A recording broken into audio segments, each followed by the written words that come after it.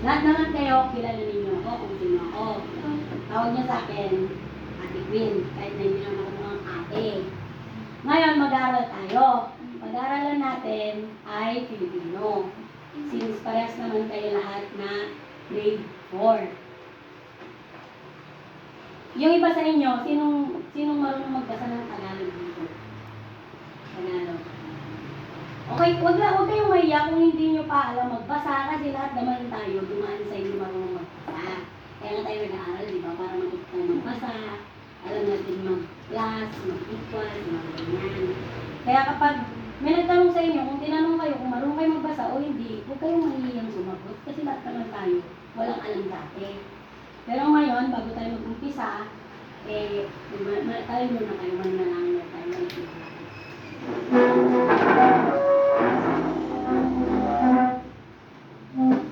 Lord, po namin Diyos, Ama, gabayan niyo po kami sa aming maikling pag-aaral ngayong araw. Sana po ay may matutunan po ang mga kapitbahay ko kahit paano ng mga maliliit na detalye. At tatawarin niyo po kami sa aming mga nagawa na. Salamat po ang panalangin sa pangalan ni Jesus. Amen. Ngayon, ang pag-aaral natin ay patungkol sa Pilipinas.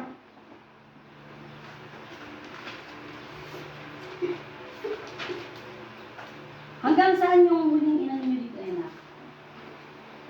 Hanggang saan yung huling inaral nyo dito?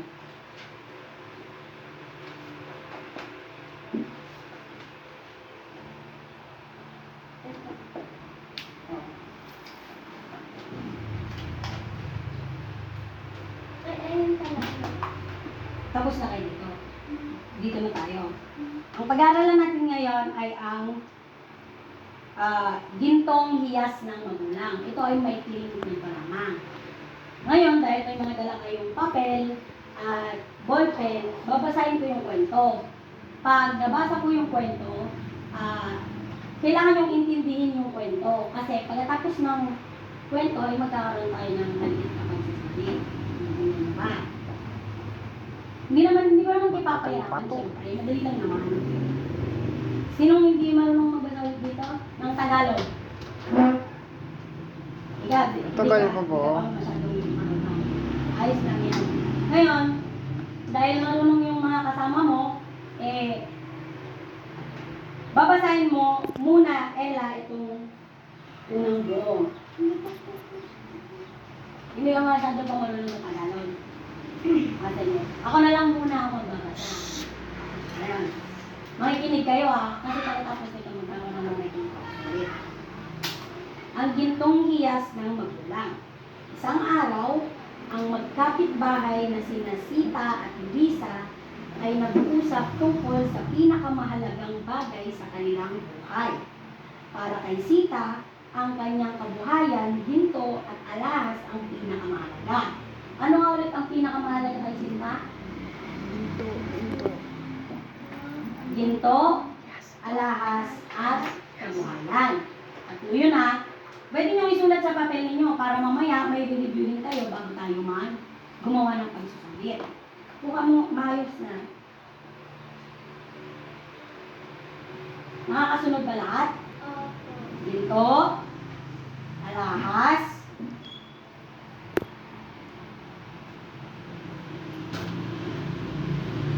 at kabuhayan.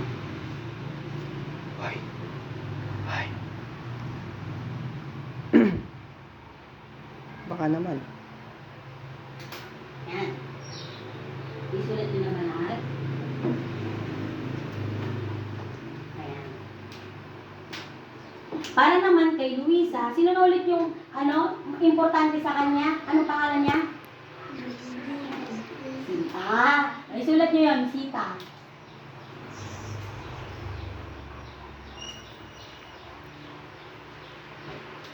Paano ang spelling ng Sita nyo?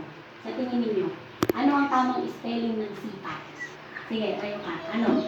S-I-T-A. Sita. Malapit na. Sino pang may ibang kasagutan? Baka gusto niyo, TJ, baka may idea kung anong spell ng Sita? Wala?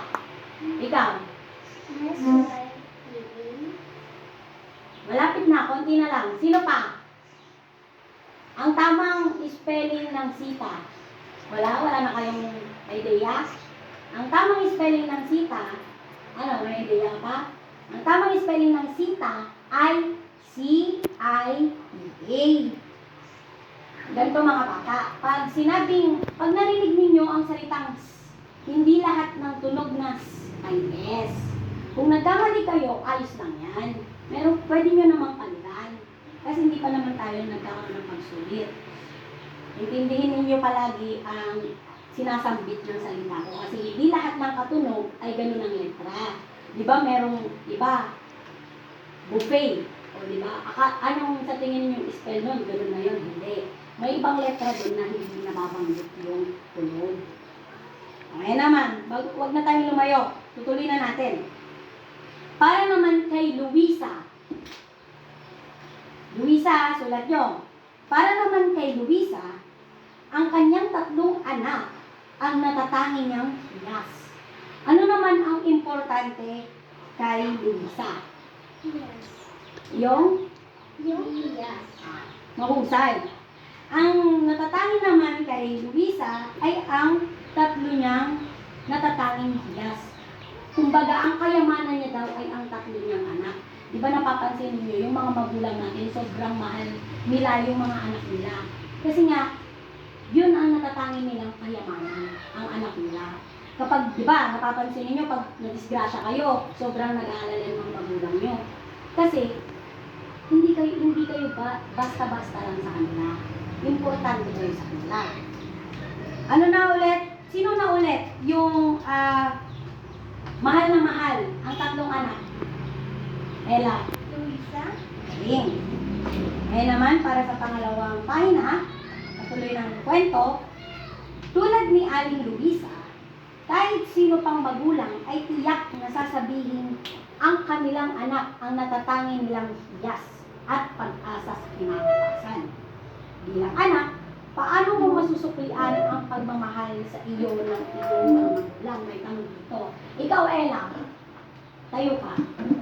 Bilang anak, paano mo masusuklian ang pagmamahal ng mama mo? Mag-aaral ka ba ng mabuti? Isa yun, maaaring gawin yun. Ikaw, DJ, paano mo masusuklian ang pagmamahal ng mama mo? Ang galang, mahusay. Ikaw naman, paano mo masusuklian ang pagmamahal ng magulang mo sa'yo?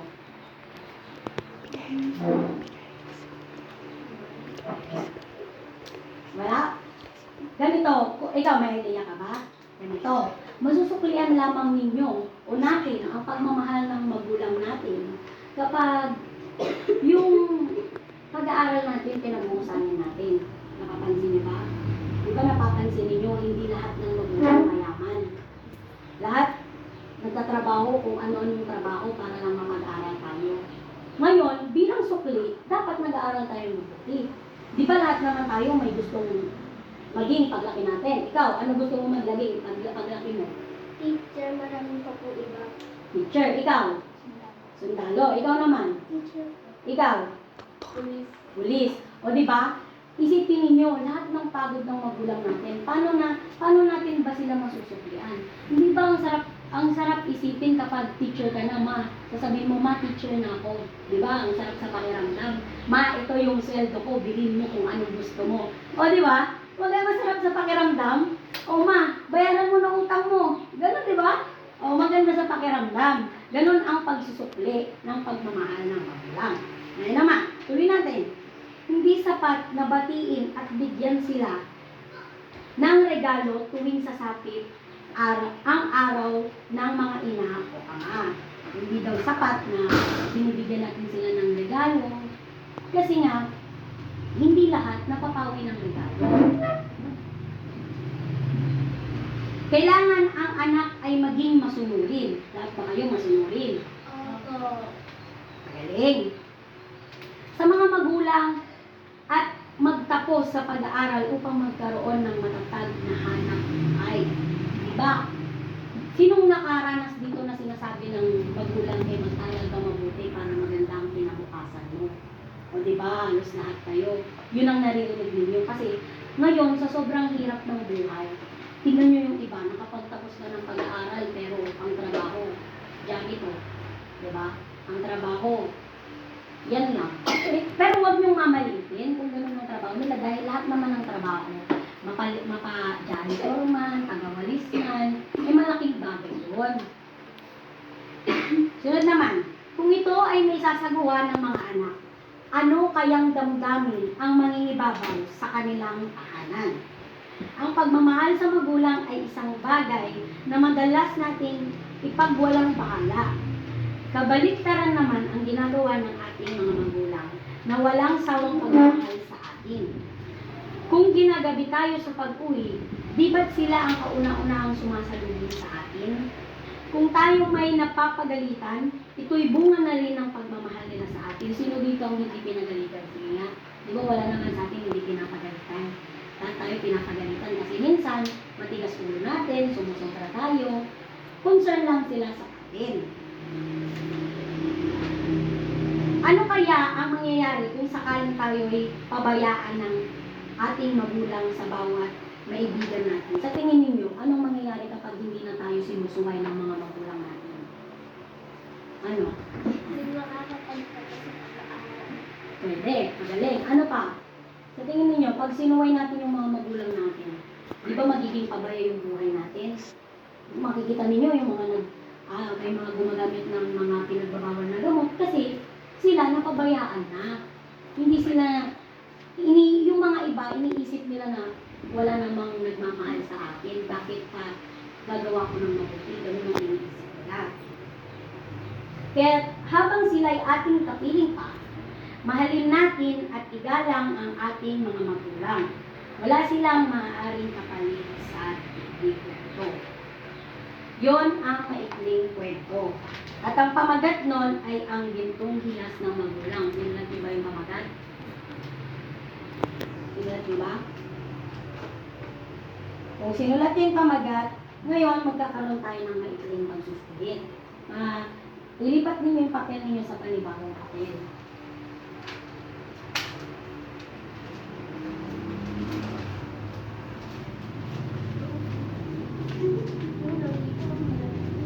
Sige, pag-aralan nyo muna yung mga sinulat nyo.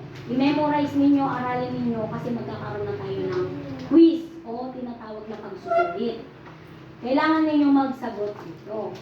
Intindihan nyo. Sige, aralin nyo muna.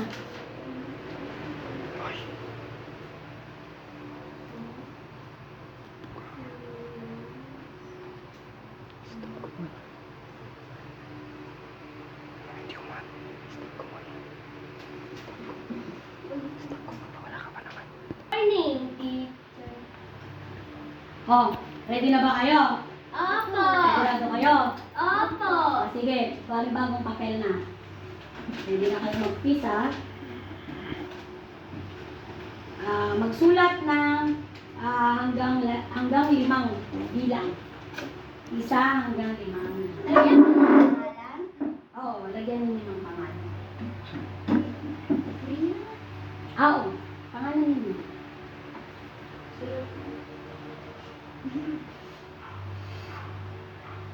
Hindi po section. Sophia Nicole. Okay na yan, kahit pangalan lang. Sophia Nicole. Date na rin para ano. Ano bang basics? Ang date ngayon ay May 6, 2024. Ngayon ay binasahan ko lang kayo ng kwento dahil kasi base sa kay Ella, ang huli ninyong tinalakay ay ang nagsagot na kayo, may pinasagot na sa inyo. At ang nasa baba nun ay kwento.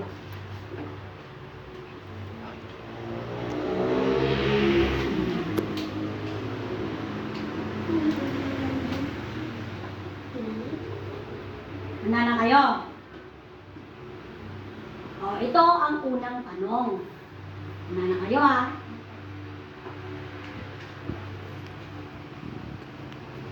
Para kay Sita. Si Sita, ha? Si Sita. Ano yung tatlong pinakamahalaga para sa kanya? Yung tatlo. Ano yung tatlong mahalaga sa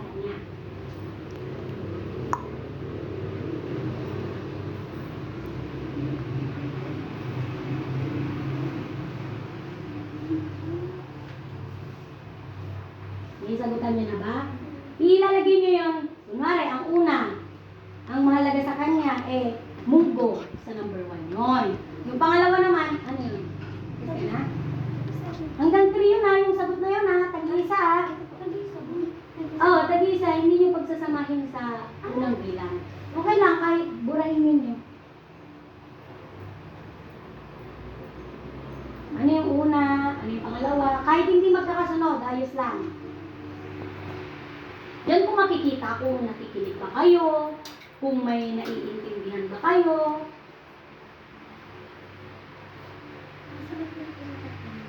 Oh, sige, takpan mo na. Nasagutan niyo na lahat? Tapos ka na, Ella? Tapos na po. Ayan. Para naman kay Luisa. Kay Luisa, ano naman ang importante kay Luisa? Luisa,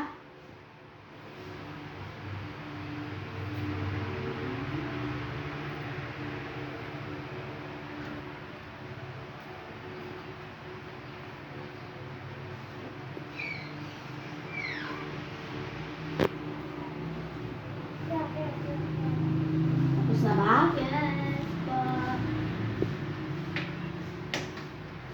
At ang panghuli, panglima na, di ba? Panglimang bilang na. Panghuli, ano yung kwentong binasa ko? Ano yung kwentong binasa ko? Ano yung binasa ko kanina? Ano yung kwentong binasa natin kanina? Di ba yun yung huling tinanong ko sa inyo? Bago tayo mag-umpisa kanina? Kaya.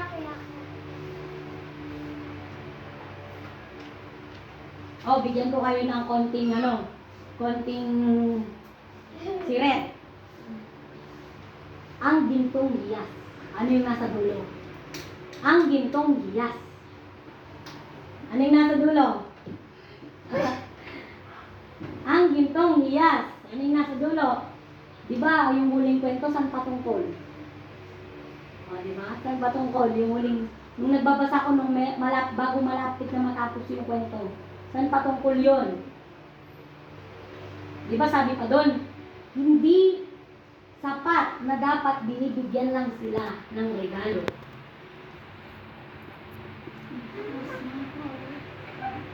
Ano yung muli? Ang gintong lang. Ang gintong hiyas lang. Yun ang title. Kailangan nyo lang dugtungan. Ano yung muli? Diba sabi ko sa dulo, hindi sapat na binibigyan lang sila ng regalo. Ay, salamat. Agad na? Ikaw, kaya mo pa? Sige, may oras ka pa. Sila yung laging nagagalit sa atin pag sumusuway tayo. Ano po? Ang gintong hiyas ng blank.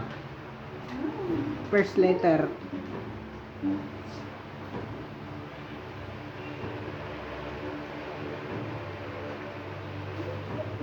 Ang gintong hiyas.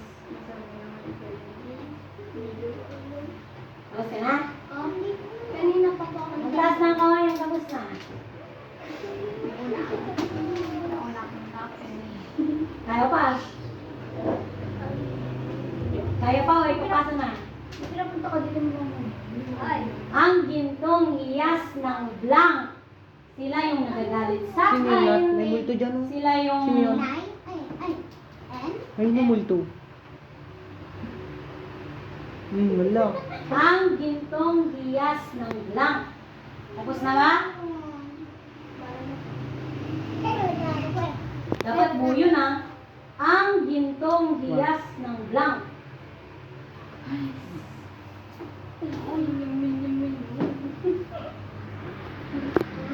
Tapos na ba ang lahat? Opo.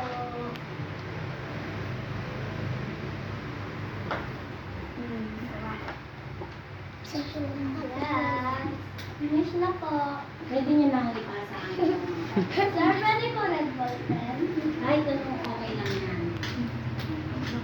Stop ko na. Ha?